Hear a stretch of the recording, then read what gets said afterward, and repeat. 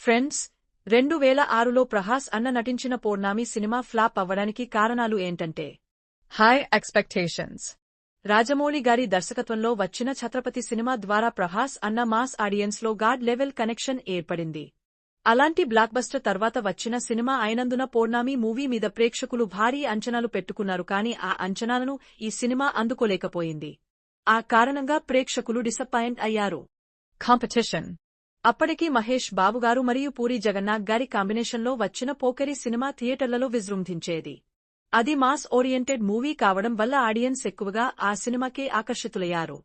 పౌర్ణమి ఒక dance drama, emotional concept కాబట్టి mass ఆడియన్స్తో కనెక్ట్ కాకపోయింది.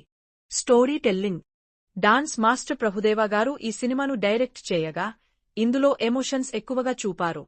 అలాగే స్టోరీ టెల్లింగ్ కొద్దిగా స్లోగా ఉండటం, కథలో మాస్ అట్రాక్షన్ లేకపోవడం వలన ప్రేక్షకులు బాగా కనెక్ట్ కాలేకపోయారు. అయితే ఈ సినిమాలో పాటలు మరియు డాన్స్ మాత్రం హైలైట్ అని చెప్పొచ్చు.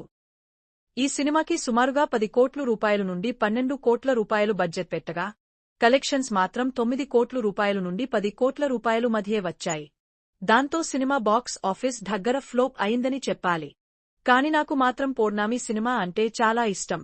ఎందుకంటే అందులో ప్రభాస్ గారి లుక్స్, యాక్టింగ్ వేరే లెవెల్లో ఉంటాయి. ఇంకా ఇలాంటివి మరిన్ని వీడియోలు కోసం మా ఛానల్ను వెంటనే సబ్స్క్రైబ్ చేసుకోండి.